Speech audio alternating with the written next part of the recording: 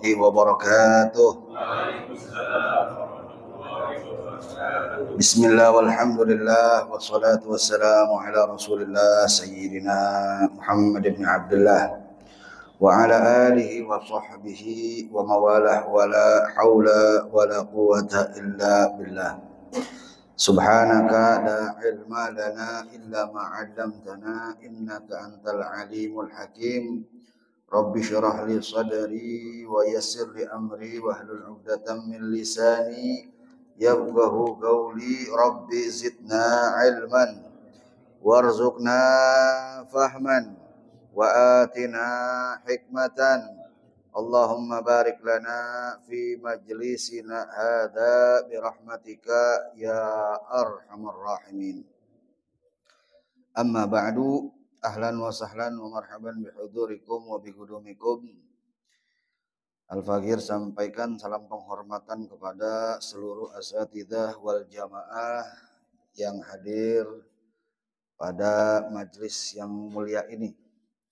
Semoga duduknya kita, kumpulnya kita menjadi penyebab lebih banyak turun rahmat, barakah dan maghfirah kepada kita sekalian. Amin ya rabbal alamin. Ma'asyiral jamaah rahimakumullah, sebagaimana biasa kita akan kembali mengkaji hadis-hadis yang terdapat di dalam kitab Arba'in An-Nawawiyah, yang mana hadis-hadis dalam kitab tersebut mengandung begitu banyak pelajaran, begitu banyak ilmu yang bisa kita jadikan bekal sebagai pedoman kita untuk menjalani kehidupan kita sehari-hari. Karena itu tidak aneh kitab ini dari mulai disusun oleh Al-Imam An-Nawawi sampai saat ini dipelajari di berbagai macam pesantren, di berbagai macam masjid, musolah, majelis taklim, baik yang ada di dalam ataupun di luar negeri. Bahkan kitab Arba'in An-Nawawiyah yang kita pelajari ini menjadi salah satu kitab yang wajib untuk dipelajari di tiap-tiap pesantren, khususnya pesantren yang berafiliasi atau berbasis kultur Nahdlatul Ulama.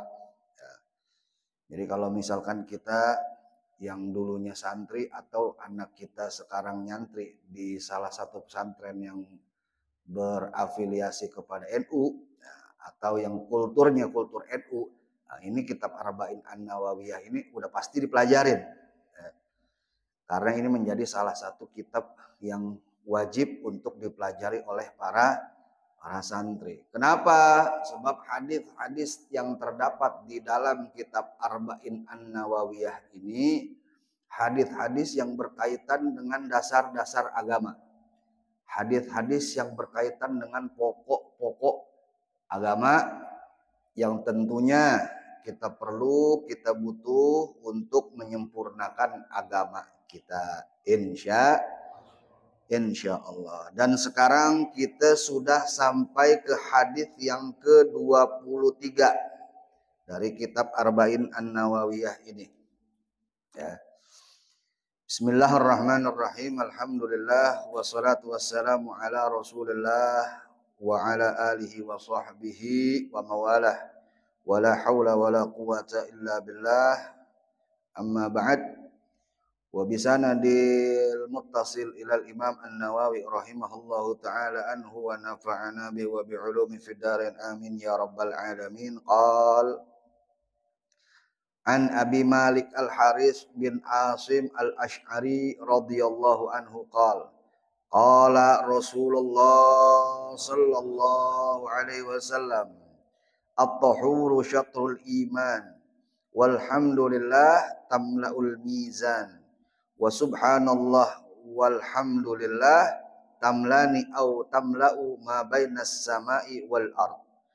Wa salatu nurun wa sadaqatu burhanun wa sabru diyaun wal qur'anu hujjah laka au alaika. Kullun nasi yaghdu fabai'un nafsah famu'tiquha aw mubiquha rawahu Muslim.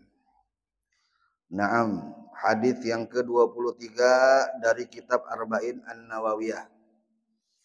An Abi Malik Al-Harits bin Asim Al-Asy'ari radhiyallahu an, yang bersumber dari salah seorang sahabat yang bernama Abu Malik, yang nama aslinya adalah Harits bin Asim Al-Asy'ari.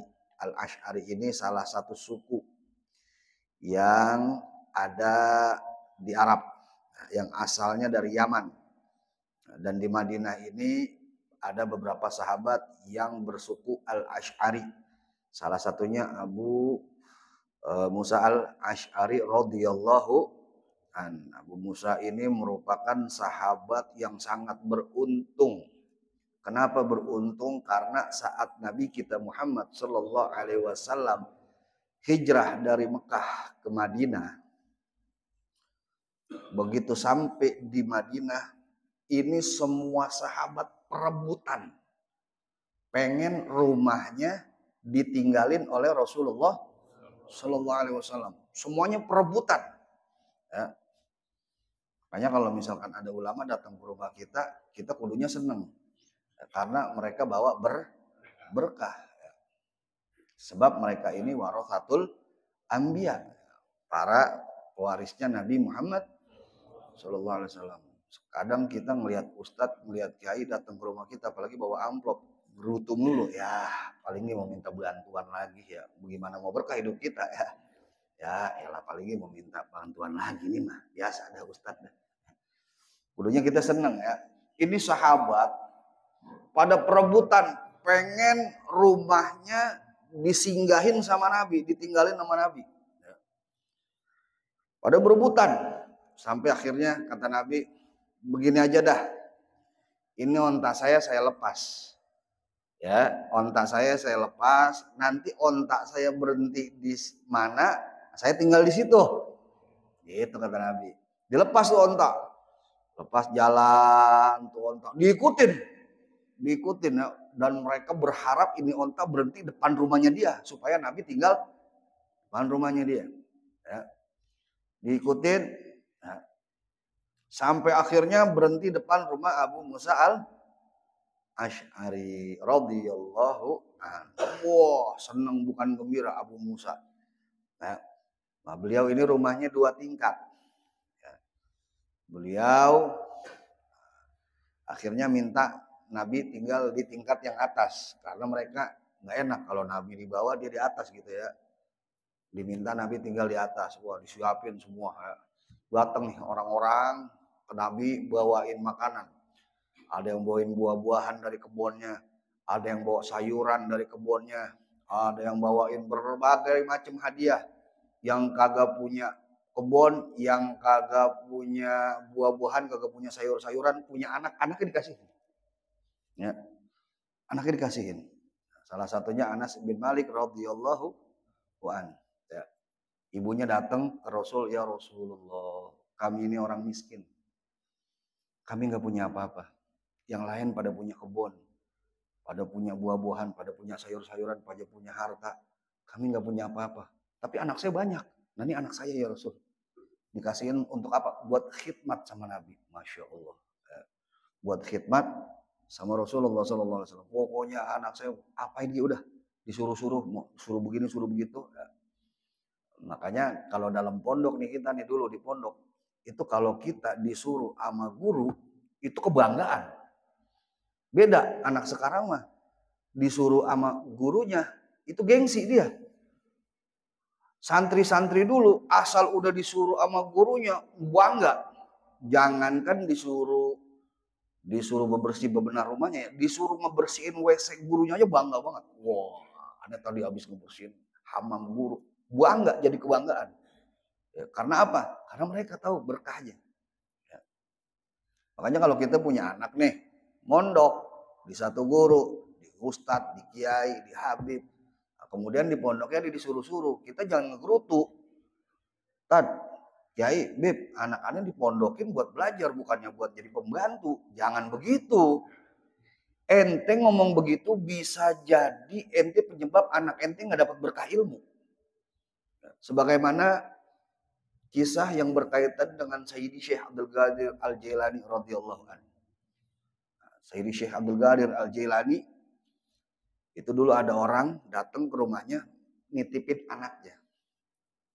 Ya Syekh, saya pengen anak saya belajar di sini. Mondokin lah bahasanya. Mondokin di sini Syekh.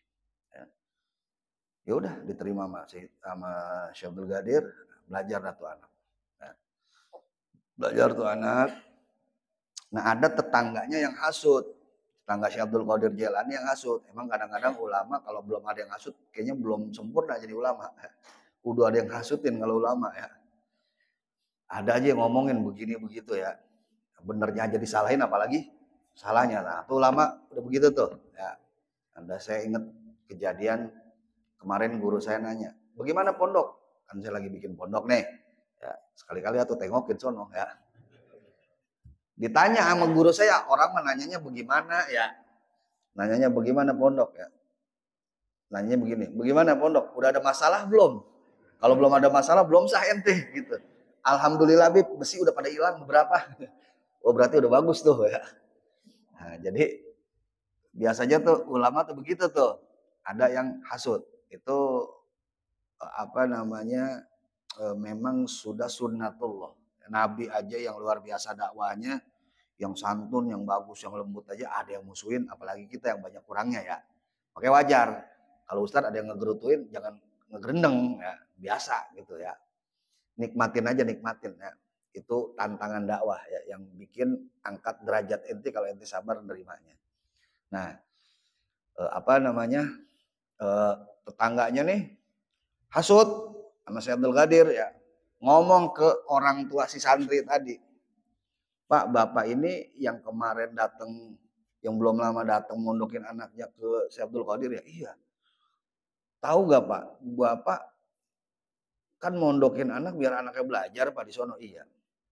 Ternyata Pak, anak bapak di sono dijadiin pembantu. Disuruh ini, disuruh itu. Saya kan tetangganya Pak, saya tahu banget. Saya kagak pernah tuh lihat anaknya bapak belajar. Tiap hari, saban hari saya lihat lagi nyapuin halaman, lagi ngasih makanan, apa namanya piaraannya Syekh Abdul Qadir. Ya, pokoknya lagi bebenah, dijadiin pembantu Pak. Yo, lah ini orang tua, ya, kemakan nih, kepengaruh, ame hasutan ini orang datang. Wahai Tuhan saya, iya ada apa? Ini kan saya kemarin mau mondokin anak saya biar belajar di sini ya. Iya. Tapi kok saya dengar ini anak saya katanya dijadiin disuruh kono disuruh ini, ya kan? Kan saya kesini tuh buat mondokin anak saya buat biar belajar, biar tahu ilmu agama, biar ngerti, biar paham, bukannya buat jadi pembantu, bukannya kesempatan mentang-mentang ada santri disuruh ono disuruh ini, ya kan? Ya saya sebagai orang tua kagak terima kalau begini caranya mah saya mau bawa pulang kata siapa ya udah pulang pulang, bawa pulang anaknya, bawa pulang. Begitu sampai rumah tuh anak ya diajak ke masjid sama bapaknya, ditanya ada tuh sama orang-orang, wah itu yang baru mondok di sono ya? Iya kenapa pulang? Ya nggak tahu tuh bapak aneh begini. Nanya ada tuh orang-orang situ jamaah masjid situ nanya. Nah ini kan baru mondok nih anak pengen nanya hukumnya sama ente nih. Ini kalau hukum ini begini bagaimana ya? Kalau hukum ini bagaimana ya? Kalau dijawab semua sama dia. Dijawab.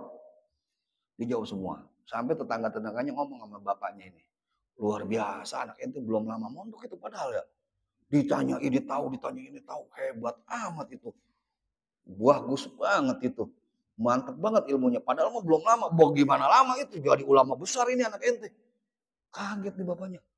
Ah yang benar lah. Barusan kita ngobrol kongko sama anak ente. Nanya ini. Anak ente jawab semuanya. Jelas lagi jawabannya. Luar biasa dah. Beruntung ente. Itu padahal baru bentaran anak ente pondok. Bagaimana kalau udah lama ya? Akhirnya bapaknya nyesel, ya Allah kalau begitu mah tahu begitu mah gua kagak keluarin ya dari pondok ya. Akhirnya balik lagi ke pondok ya besokannya balik lagi. Tuhan saya mohon maaf. Saya ini yang kemarin pondokin anak saya ya. Yang kemarin bawa pulang anak saya. Ternyata saya salah sangka sama engkau ya Syekh. Ya. Ternyata anak saya luar biasa. Ya. Diakuin sama orang kampung keilmuannya padahal baru bentaran. Ya. Jadi saya mohon maaf kalau kemarin saya ada khilaf-khilaf kata, nyinggung perasaan Tuan Syekh, ya ngomong yang nggak bagus sama Tuan Syekh. Jadi sekarang saya kesini mau minta maaf, saya kesini mau balikin anak saya biar mondok lagi dah. Terserah dah mau diapain aja dah sekarang mah. Saya redo, saya ikhlas. Kata Tuan Syekh, udah nggak bisa. Udah nggak bisa. Kenapa? Gara-gara omongan ente tuh, ya akhirnya anak ente ketutup dari berkahnya ilmu. Masya Allah. Gara-gara orang tuanya, akhirnya si anak ketutup dari berkahnya ilmu. Pinter mah pinter, tapi kagak berkah tuh ilmunya. Gara-gara orang tuanya. Makanya nih pelajaran nih. Buat anak-anaknya yang di pesantren, ya, jangan kebanyakan komplain sama pesantren. Kesian anak kita nanti kagak berkah ilmunya. Kalau emang kagak setuju, ya jangan dipondokin di situ. Cari pondok yang memang kita setuju. Memang yang kita udah, kan biasanya kalau kita datang pondok kan pertama dijelasin nih peraturannya apa, ya kan. Begini begitu. Oh, kalau misalkan dia melanggar dihukumnya kayak begini, dia melanggar dihukumnya kayak begitu. Kan udah tahu tuh. Kalau kita cocok, kita taruh, berarti kita udah percaya. Ya kan? Tapi kalau misalkan kita udah tahu tapi kita masih komplain, nah ini yang bikin anak kita nggak berkah. Makanya jangan salahin, kadang-kadang banyak orang yang bertahun-tahun mondok tapi kok nggak kelihatan bekasnya. Jangan salahin anaknya, Pak. Bisa jadi gara-gara omongan kita itu yang komplain sama gurunya, yang akhirnya anak kita ketutup dari berkahnya ilmu. Ya. Apalagi zaman dulu, lagi zaman anak mondok, salah sedikit disabet pakai rotan. Coba zaman sekarang dicubit dikit, datang orang tuanya komplain. Ya, saya kan mondokin buat anak saya belajar, bukan buat disiksa. Waduh. Ya, padahal orang pondok juga ngerti, batasan-batasan hukuman juga ngerti. Ya, nggak mungkin dia itu apa namanya ngehukum tuh buat nyiksa, nggak mungkin juga. Ya. Nah, makanya kalau misalkan mau mondokin anak, kita lihat dulu, pelajari dulu, tanya-tanya dulu, jangan asal masukin aja. Supaya ketika ada masalah, kita menyikapinya bijak. Menyikapinya bijak. Ya, agar anak kita tidak tertutup dari keberkahan ilmu. Ya. Nah, jadi datang nih, itu ini sampai kemana-mana ini ngablak. Jadi sahabat Nabi pada datang, pada ngasih anaknya, pada ini, pada itu. Ya, sampai akhirnya karena banyak tamu yang bolak-balik, akhirnya Nabi kagok kalau turun naik. Akhirnya Nabi bilang sama Abu Musa al-Asy'ari, "Ana di bawah aja dah, ente yang di atas. Soalnya kagok ini tamu kagak berhenti, ntar ana turun naik, malah ganggu ente."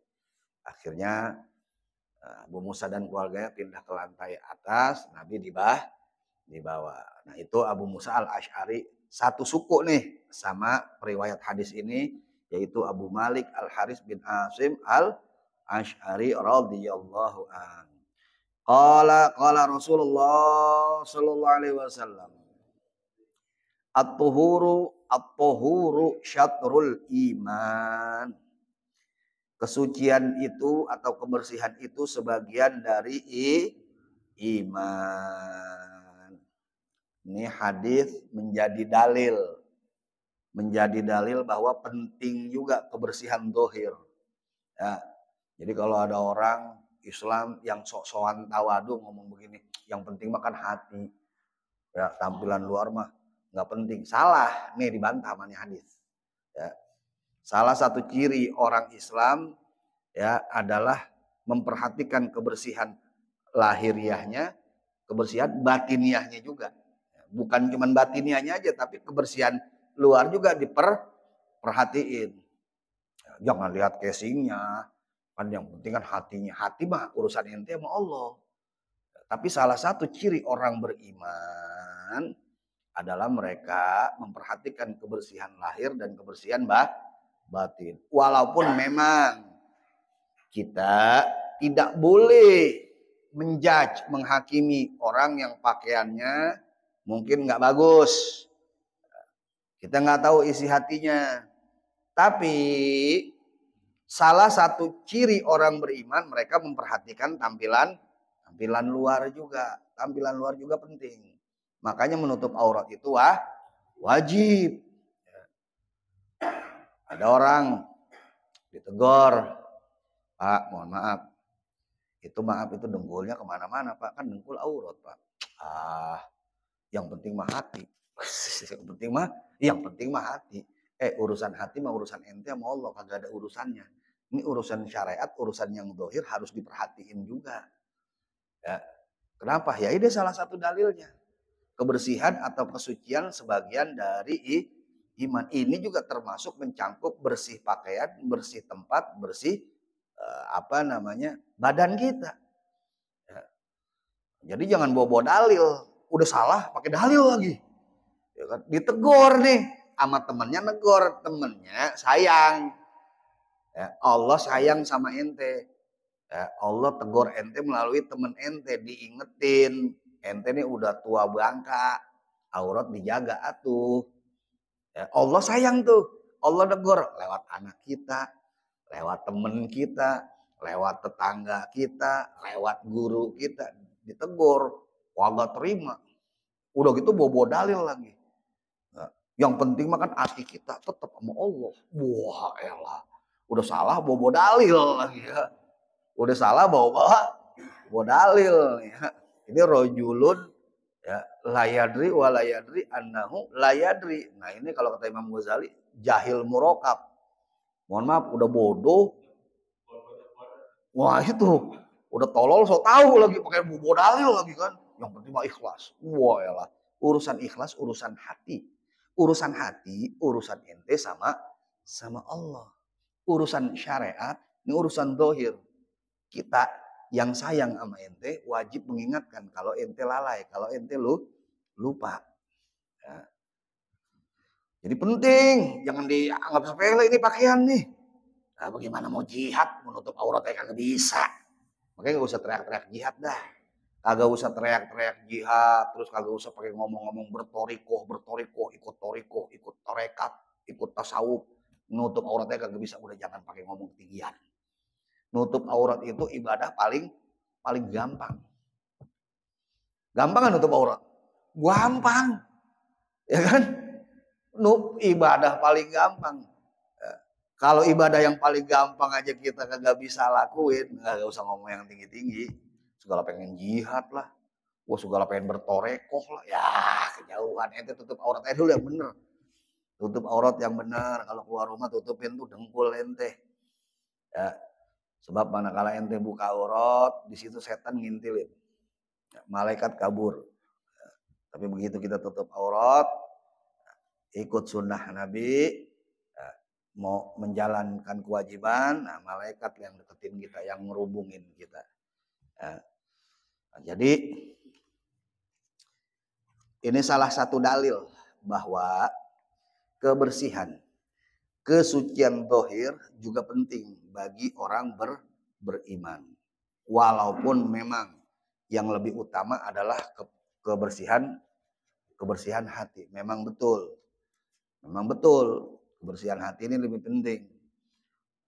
Ada hadis innallaha la yanzuru ila ajsamikum wala ila suwarikum walakin yanzuru ila qulubikum. Sesungguhnya Allah enggak lihat fisik kalian, Allah enggak lihat bentuk kalian, tapi Allah lihat hati kalian. Betul.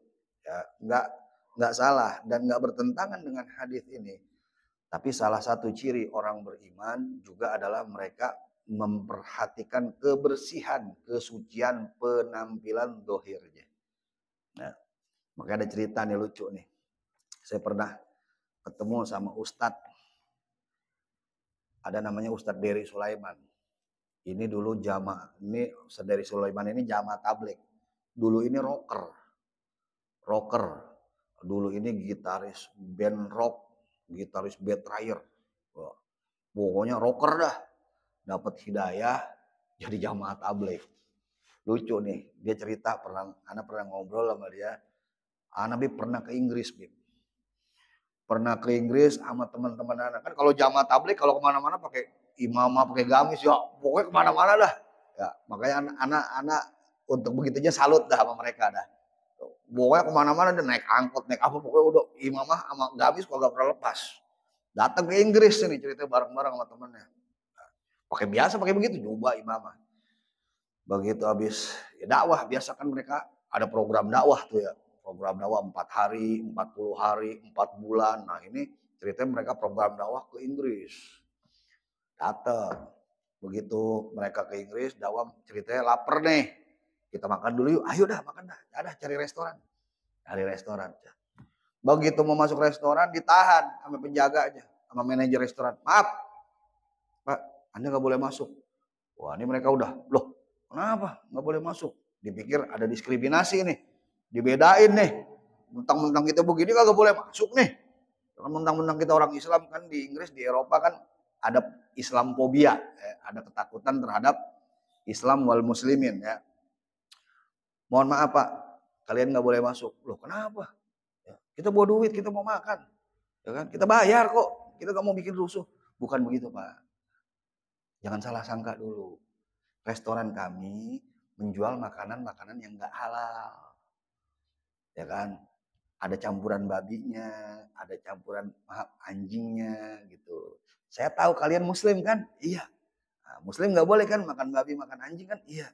Nggak boleh makan arak kan? Iya. Nah, makanya saya nggak bolehin. Ya. Karena saya tahu kalian ini Muslim. Takutnya kalian ntar makan makanan yang haram di restoran kami, karena restoran kami bukan restoran halal. Oh begitu, terima kasih. Ya, jadi maksudnya nih, si pegawai restoran ini ngasih tahu ini bukan restoran halal, ente kan Muslim nih, jangan makan di sini, makan yang restoran halal dah. Anda mengasih tahu gitu. Jadi dia simpatik, bukannya benci, simpatik gitu. Oh ya udah, makasih Pak, untung Bapak ngomong iya, ya kan? Iya, saya sengaja ngomong begini karena dari tampilan kalian kelihatan kalian Muslim nih, ya kan? Kan nggak enak, kesian kalian jaga diri kalian dari makanan haram, tahu-tahu di sini kena makanan haram. Makanya saya bilangin dari awal, oh ya udah, kalau mau makan di sono non, di sono ada restoran halal yang punya orang Turki. Oh ya makasih Pak. Tahu-tahu dari dalam ada orang protes sama si manajer. Pak, kenapa kagak ngomong dari tadi kalau ini restoran kagak halal? Loh kenapa? Saya juga Muslim. Bengong tuh manajer. Mohon maaf Pak, saya kagak tahu Bapak Muslim. Soalnya Bapak pakaiannya sama kita, pakai jas, pakai celana, ya kan? Bapak pakai biji kalau kan ketahuan Pak. Iyalah, jangan salahin saya Pak, saya kagak tahu. Iya loh setiap masuk, ente Muslim kan? Bukan. Ya udah masuk. Saya nggak tanya, oh begitu ya. Nah ternyata tuh pakaian juga bisa jadi tanda, bisa jadi ciri, bisa jadi identitas sebagai seorang Muslim. Tapi bukan berarti terus kita pakai begitu kita yang paling suci. Enggak. Bukan begitu. Kita mengikut perintah, ngikut sunnah ya. Walaupun Beb kalau misalkan pakai jas, pakai kain, pakai celana gitu kan. Kadang-kadang lucunya begini. Orang yang pakai gamis, pakai imamah dibilang kagak nasionalis. Kagak nasionalis dia mah. Ya kan? Kagak cintain KRI, dia mah Arab-Araban, digituin. Yang ngomong pakai celana, pakai jas. Lah emang lu pikir celana sama jas pakaian orang sini? Saya mau tanya, celana sama jas, ya kan? Pakaian tradisional orang Indonesia apa dari Eropa? Eropa sama, lu kayak tradisionalis. Kalau lu ngomong begitu, bener gak? Iya, bener kan? Sama-sama nggak nasionalis ya, ya kan? Jadi jangan merasa yang pakai jas, yang pakai celana panjang paling nasionalis, yang pakai gamis, yang pakai imamah kagak nasionalis. Nggak begitu Pak. Nasionalis ini dibuktikan dari perilaku. Betul nggak? Kalau misalkan ente nasionalis, ente junjung tinggi itu Pancasila. Pancasila apa? Ketuhanan yang Maha Esa pertama. Artinya negeri ini didasari atas nilai-nilai ketuhanan yang Maha Esa. Artinya kalau ente mau bikin aturan, mau bikin undang-undang, mau bikin hukum yang tidak boleh bertentangan dengan ketuhanan yang Maha Esa. Nah sekarang kalau misalkan Homer judi itu bertentangan nggak dengan nilai-nilai ketuhanan? Bertentangan, tapi ente sahin juga, ente bolehin juga, berarti lu kagak nasionalis, begitu. Ayam Tom. Nah, iya. Jadi bukan dari pakaian, bukan. Ya, pakai gamis, pakai imamah kagak nasionalis dia mah. Kita mah Nusantara, kita mah. Ya. Tapi pakai gamis, pakai imamah. Loh, Kiai-kiai Nusantara pakai gamis, pakai imamah sama. Terus ente mau bilang mereka itu bukan kagak nasionalis, ke Arab-Araban. Enggak begitu. Bukan dari pakaian, dari perilaku. Nah, jadi penting juga, penampilan penting juga. Ya. Penting. Ya. Dan ini juga pernah kejadian nih sama saya nih. Ya, itu kalau misalkan kita dari Melayu ke Cawang, tuh di tengah-tengah ada restoran. Restorannya restoran Cina. Ya, restoran Cina. Saya nggak tahu tuh restoran Cina. Ini juga pernah kejadian sama saya. Ya, saya sama saudara saya dari Kampung Melayu mau ke Condet. Tiba-tiba hujan nih gerimis. Saya berhenti tuh di restoran itu. Maksudnya berhenti itu nungguin reda. Duduk. Saya kan pakai begini, pakai kemana-mana biasanya saya pakai apa namanya? Pakai koko, pakai kain. Waktu itu bawa motor, pakai peci, masuk sama misanan saya duduk di situ. Lah itu pegawainya pada ngeliatin kita. Ini orang kagak salah ini masuk sini. Langsung ditegur, maaf Pak, ini restoran Chinese food. Oh gitu, maksudnya dia mau bilangin ini makanannya pas Anda lihat menunya bener, ada kodok, ada ini. Itu kalau misalkan ente dari Kampung Melayu mau ke Cawang, kalau dari arah Kampung Melayu itu ada di sebelah kiri, nggak jauh dari toko kitab Darul Fikir. Nah di situ ada. Saya tuh maksudnya mau bentaran mau ngopi dulu apa dulu gitu sembari nungguin hujan. Itu begitu masuk diliatin sama dia pada. Langsung ditegur, maaf Pak, ini Chinese food ya kan. Oh gitu. Ya kan. Ini Pak coba lihat menunya dulu. Oh iya bener, ada kodok, ada ini, ada B1. Akhirnya oh iya udah. Anak keluar langsung dah. Jadi penting juga pakaian ya. Kemudian walhamdulillah tamlaul mizan, dan kalimat alhamdulillah ini bisa memenuhi timbangan mizan. Ya, nanti kita ini akan ditimbang amal kita di mizan, di timbangan di akhirat. Ya. Nah kalimat alhamdulillah, zikiran yang kita baca alhamdulillah, alhamdulillah, ini pahalanya bisa memenuhi timbangan. Timbangan itu gedenya itu lebih gede dari langit dan bumi. Bagaimana timbangannya bentuknya wallahu alam dah. Disebutnya timbangan. Ya. Nah, makanya kita wirid, kita zikir ini jangan dianggap sepele Pak. Alhamdulillah. Ya, biasain tuh. Ya. Biasain tuh sehari-hari kita tuh alhamdulillah. Wa syukrulillah. Terus misalkan dengar kabar apa astagfirullah. Biasain jangan buset. Ya. Jangan buset-buset ya kan. Dengar kabar ini, ente tahu gak ini? Buset dah. Yang bener itu jangan ganti tuh buset. Pakai zikiran-zikiran ya. Bismillah, alhamdulillah. Ya. Ada amalan-amalan yang pahalanya gede, tapi modalnya gede. Contoh seperti apa? Haji. Pahalanya gede, tapi modalnya gede gak? Gede juga. Ada amalan-amalan yang pahalanya gede, modalnya kecil. Contohnya apa? Zikir. Zikir nih, modalnya gede gak? Wah gak perlu modal. Duduk di rumah, mari ngopi, lagi naik motor, ente baca zikir, subhanallah, alhamdulillah, wa la ilaha illallah. Gak perlu modal itu, tapi pahalanya gede. Ya. Jadi ada ibadah-ibadah yang pahalanya gede, modalnya gede. Ada yang pahalanya gede, tapi modalnya nggak gede. Bahkan kagak pakai modal. Nah, ini salah satunya zikir. Wa subhanallah walhamdulillah, dan kalimat subhanallah alhamdulillah tamlani au tamla ma bainas samai wal ard, memenuhi apa-apa yang ada di langit dan bumi. Saking besarnya pahala dari kalimat zikir ini. Ya. Jadi di sini Nabi kita sallallahu alaihi wasallam mau menggambarkan, mau menginformasikan kepada kita di wiritan zikiran yang kita baca ini pahalanya gede. Saking gedenya sampai menuhin mizan, saking gedenya sampai menutupi apa yang ada di langit dan bumi. Wa sholatun nur, dan sholat itu adalah cahaya. Maksudnya pahala sholat yang kita lakukan itu nanti akan berbentuk cahaya ketika di alam kubur dan ketika di akhirat nanti. Ya. Orang yang banyak sholatnya kuburannya makin terang. Orang yang mungkin sholatnya ya yang wajibnya doang ya paling kuburannya 5 watt doang. Jadi begitu ente ketemu temen ente kuburannya remang-remang amat ini.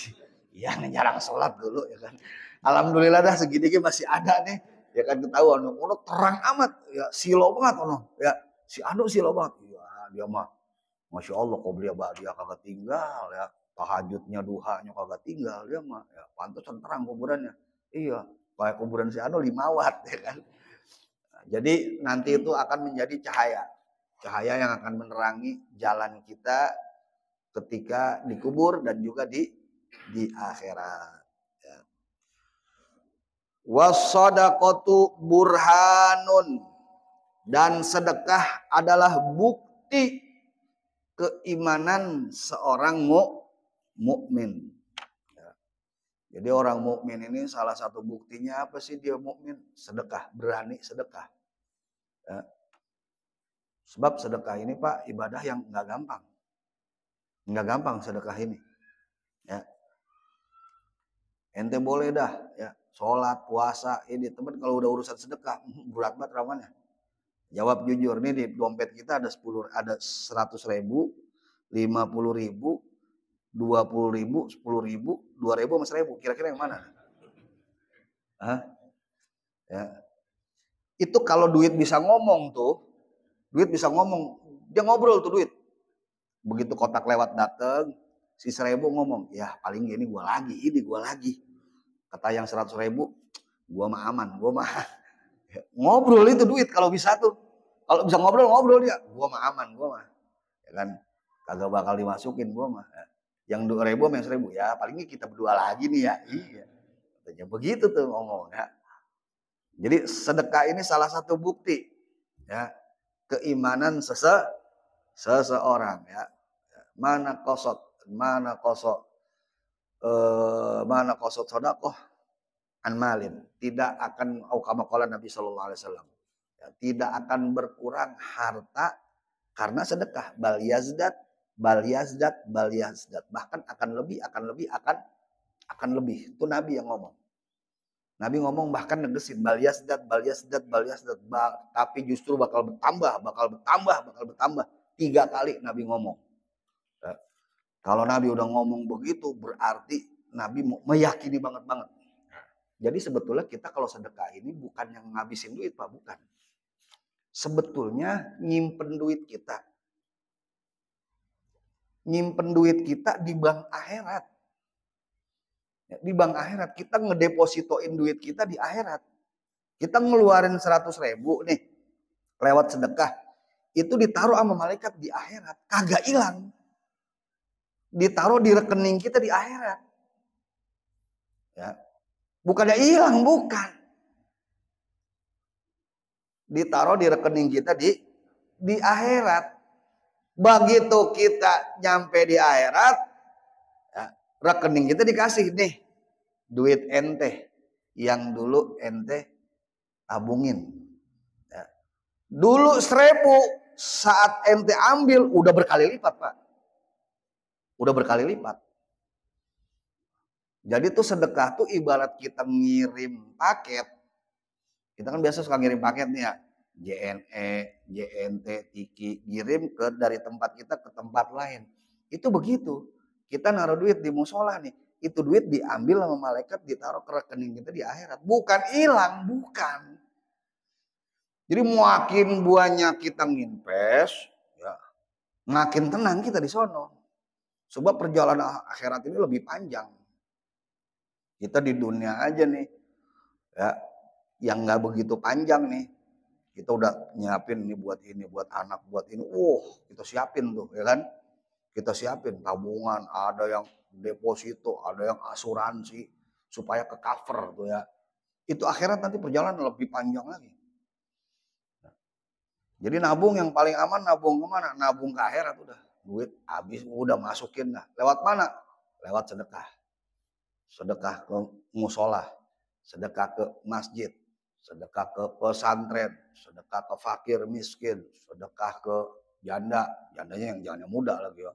Jandanya yang muda milih-milih ya kan. Udah muda bohai lagi kan. Lagi sedekah nih sama janda ya. Nah, itu jadi bukan hilang Pak, bukan. Kita lagi nginvest duit kita. Lagi naruh duit kita di bank akhirat. Ya. Jadi jangan kita nyimpen duit begitu dapat gaji, jangan nyimpen duit di bank dunia doang. Simpen juga di bank akhirat. Sebab nanti kita bakal ke akhirat. Kita siapapun kita bakal ke akhirat. Kalau di akhirat kita kagak ada simpenan, waduh ribet nanti. Di sono mah kagak ada yang mau minjemin. Karena pinjam dulu dan pinjam enak amat lu. Dulu yang di dunia lu belum gantiin. Sekarang segala pengen minjem sama gua. Lu kagak ada pinjem-pinjeman di sono mah. Nggak ada. Kata Sayyidina Abu Bakar, man dakhala qabrin bila zadin faka'annama raqibal bahr bila safina. Siapa yang masuk ke dalam kubur tanpa perbekalan, faka'annama raqibal bahr bila safina. Seakan-akan dia menyeberang laut tanpa perahu. Sehebat-hebatnya kita berenang, tapi kalau udah nyeberang lautan malah lain ceritanya. Belum lagi ada ombak yang kenceng, belum lagi ikan, belum lagi badai, ya kan, sehebat-hebatnya kita bakal tenggelam tetap. Nah itu perumpamaan orang yang masuk ke dalam kubur tanpa membawa bekal. Ya. Jadi kita jadiin nih kerjaan kita, penghasilan kita, ya, jangan cuma invest di dunia tapi invest di akhirat. Ya. Kagak susah, di sini mau sedekah banyak orang yang kekurangan. Kalau kayak saudara-saudara kita nih di Australia, di Amerika, negara-negara Eropa tuh, orang-orang muslimnya tuh pada kebingungan mau sedekah kemana. Di Dubai bingung. Ini gue mau sedekah kemana ya, pada kaya semua. Masjid pada bagus. Ya. Akhirnya mereka sedekah kemana? Ke Afrika, kemana tuh ya. Komunitas-komunitas di Australia, di Amerika, di Eropa tuh. Bingung mereka mau sedekah kemana ya. Nah kalau di sini mah banyak orang susah. Ya kan? ngantri ya kan, ngantri di sini mah kagak bakal kehabisan dah, orang susah dah ya. Ada orang susah, ada masjid yang belum rapi, ada musola yang belum rapi, ada pondok yang belum rapi, banyak di sini mah banyak ya. Tinggal kitanya aja ya maunya ya. Nah, seberapa yang kita keluarkan, insya Allah Allah bakal balas berkali-kali lipat, 7 sampai 700 kali lipat, 7 sampai 700 kali lipat. Kalau kita deposito di dunia haram. Kita nyimpen duit, berbunga tuh duit, kita ambil ya. Dalam mazhab fikih, dalam fikih ini haram menurut para ulama. Karena itu ada bunga di situ, ya kan? Terlepas nanti ada ikhtilaf, cuman kita kebanyakan bilang haram tuh deposito. Karena kita nyimpen duit 10 juta, tiba-tiba nanti jadi 15 juta, kan 5 jutanya itu haram. Apa namanya, bunga ya? Nah itu bunganya yang haram tuh. Tapi ada bunga yang agak haram, bunga akhirat. Kita naruh 100.000 di sono, kalau kali 700 jadi berapa tuh? Berarti jadi berapa tuh? Jadi 7 juta dari 100. Jadi dari 100.000 kali 700. 700 juta, 100.000 tuh Pak. Ya, ini apa namanya, tadi Anda lihat nih granit cuma 300.000. Cuma 300.000 itu. Beli seblak nih kagak kenyang loh meren. Beli seblak, ke Ayon nih kagak dapat apa-apa meren, ke Ayon. Kita jalan ke Ayon kagak dapat apa-apa, itu ke Ayon. 300.000 mah. Ya kan paling minum-minum doang, es boba doang. Nah, pulang kembung. Nah, mendingan invest udah itu. 300 kali 700 tuh. Jadi berapa tuh? Hah? 21 apa tuh? 210 juta. Jadi 210 juta tuh duit kita nanti di akhirat. Ya kan? Cuma nanti memang di akhirat kagak bisa. Ya Allah, bisa gak ambil sekarang? Gak bisa. Nanti itu mah, lah kan ente urusannya akhirat kata Allah. Nanti di akhirat bakal dikasihin. Ya, Allah mah amanah, nggak kayak kita ya. Nggak ada potongan-potongan. Kalau kita kan nyimpen duit di bank ada potongan ya. Tiap bulan BNI potongannya sekian, BRI potongannya sekian, BCA dipotong sekian tiap bulan. Di sono nggak ada potongan. Ya, justru nambah. Begitu sampai sono dikasih nih buku tabungan ente. Lihat, wah, mutasi rekeningnya. Wah, mantep amat ini ya kan. Banyak duitnya. Nah, itu yang bisa memudahkan jalan kita ke surga. Insya Allah. Wasobru dia, sedangkan sabar itu adalah pelita. Wal Quran, sabar adalah pelita. Sabar dalam apa? Dalam menjalankan perintah Allah, dalam menjauhi larangan Allah, itu akan menjadi pelita buat kita. Wal Quran hujjatun laka au alaika, dan Quran ya, menjadi saksi yang bisa meringankanmu au alaika, atau bisa memberatkanmu. Quran nanti bakal jadi saksi. Quran di rumah kita tuh, ya Allah, saya dibeli doang, dibaca mah kagak sampai berdebu ya Allah ya. Beli di Shopee ya, dibeli doang, dibaca mah kagak sampai berdebu, ini saya ya. Nanti jadi saksi apakah Quran itu bisa meringankan kita atau memberatkan kita ya. Kalau sering kita baca, kita pelajarin, kita amalin sedikit demi sedikit semampu kita, mereka akan jadi saksi untuk meringankan kita. Tapi sebaliknya, dibaca kagak, dipelajarin kagak, dimuliakan kagak, dia akan jadi saksi yang memberatkan kita. Na'udzubillahi min dzalik. Kullun nasi yaghdu fabai'un nafsah. Setiap manusia ini pergi untuk menjual dirinya. Setiap kita ini tiap hari menjual diri kita. Kepada siapa? Entah itu kepada Allah, entah itu kepada setan. Ya. Famu'tiquha, maka ada yang bebas. Fabai'un nafsah, dia menjual dirinya, famu'tiquha. Ada yang bebas, au mubikuha, atau ada yang celaka. Jadi kita ini semua sedang menjual diri kita. Entah itu kepada Allah dengan ibadah, dengan taat. Kalau misalkan kita menjual diri kita, mengorbankan waktu kita, harta kita, semuanya untuk taat kepada Allah, berarti kita sedang menjual diri kita kepada Allah. Famubikuha, maka dia akan bebas, akan merdeka. Tapi kalau kita menjual diri kita, menjual kehidupan kita, yang kita punya, entah itu harta, entah itu jabatan, diri kita, skill kita jual kepada setan, kita jual kepada hawa nafsu. Maksudnya kita gunakan untuk maksiat. Punya duit, kita gunain untuk maksiat, untuk judol, untuk macam-macam kemaksiatan. Punya jabatan kita gunain untuk kemaksiatan, punya skill untuk kita gunakan dalam kemaksiatan, berarti kita sedang menjual diri kita kepada setan.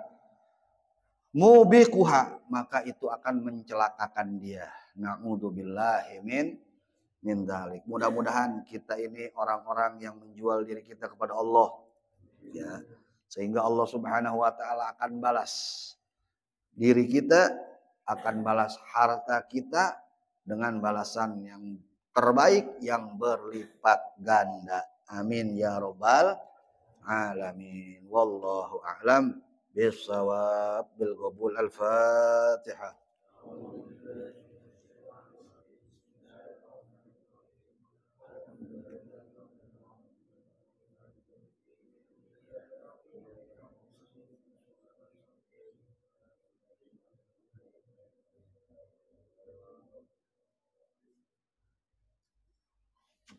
Kelas. Rabbana taqabbal minna innaka antas samiul alim wa tub alaina innaka antat tawwabur rahim. Wa sallallahu ala sayyidina Muhammadin wa alihi wa sahbihi wasallam. Alhamdulillahi rabbil alamin. Wal afu minkum. Assalamualaikum warahmatullahi wabarakatuh.